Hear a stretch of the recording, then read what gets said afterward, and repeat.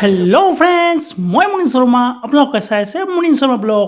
Finally guys মই গুচি আহিলোঁ লাওকুটিৰ ঘাটপাৰলৈ। আজি শাওনৰ শেষৰটো সোমবাৰ, মানে বলবম। আহি থাকোঁতে ৰাস্তাত মানুহ ভিৰ, মানে ভিৰ। আৰু ফাইনেলি আহি পালোঁ লাওকুটিৰ ঘাটপাৰলৈ। আৰু মই মানে কেতিয়াও আহি পোৱা নাই, আৰু যিহেতু শাওনৰ মাহৰ শেষৰটো সোমবাৰ, চ' ফাইনেলি গাইজ মই এনে চাব আহিলোঁ। মই কিন্তু কোনো ধৰণৰ পানী ঢালিবলৈ অহা নাই। চাওক, মানুহ লানি নিচিঙা মানুহৰ সোঁত বৈ আছে, মানুহে মানুহ।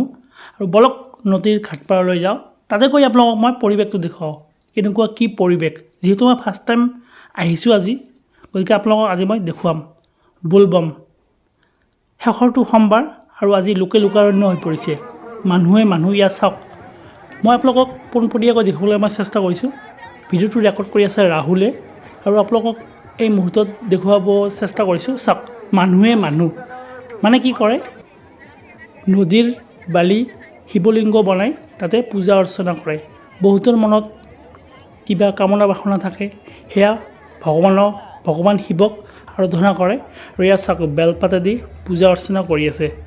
আৰু আপোনালোকক মই ধুনীয়াকৈ দেখুৱাবলৈ চেষ্টা কৰিছোঁ। চাওক, নদীটোত মানুহ নামিছে, গা ধুই আছে, কোনোবাই শিৱৰ মূৰত পানী ঢালি আছে, কোনোবাই শিৱলিংগ বনাইছে বালিৰে, সেনেকৈ পূজা অৰ্চনা কৰি আছে।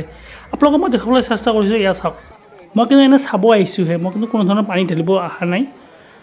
আৰু যিহেতু আজি শাওনৰ মাহৰ শেষৰটো সোমবাৰ, সেইকাৰণে লোকাৰণ্য হৈ পৰিছে। এতিয়া আপোনালোকক মই দেখুৱাইছোঁ, অকণমান মই নামিছোঁ, নদীৰ পানীত নামিছোঁ, আৰু নামি কিনে আপোনালোকক মই ভিডিঅ'টো ৰেকৰ্ড কৰি দেখুৱাই আছোঁ। চাওক, দেখিছে, মানুহে মানুহ। মই ভইচ অভাৰ কৰিবলৈ বাধ্য হ'লোঁ, কাৰণ গান বাজি আছে, কপিৰাইট লাগিব পাৰে। আৰু মই নামি কৈছোঁ, এয়া আপোনালোকে চাব পাৰিছে, ৰাহুলে ভিডিঅ'টো ৰেকৰ্ড কৰি আছে। এয়া হৈছে লাওকুটিৰ ঘাটপাৰ। চাওক, মই পাৰিলে অলপ ভইচ দিবলৈ চেষ্টা কৰিম, মানে অৰিজিনেল ভইচটো, মানুহৰ যি কোলাহলৰ শব্দ, সেয়া আপোনালোকক মই শুনিবলৈ চেষ্টা কৰিম। গতিকে আপোনালোকক মই এতিয়া এই মুহূৰ্তত দেখুৱাইছোঁ, লোকাৰণ্য হৈ পৰিছে এই পৰিৱেশটো। চাওক, এটা ভাল লগা পৰিৱেশ।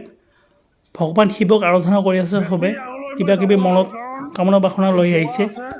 আৰু ইয়াত চাওক, মই নামিছোঁ, আৰু কিবা কিবি মই বকি আছোঁ, কিন্তু কপিৰাইট লগাৰ ভয়ত সেইকাৰণে মই বাধ্য হ'লোঁ ভইচ অভাৰ কৰিবলৈ, নহ'লে ডাইৰেক্ট মই ভইচ দিলোঁ হয়।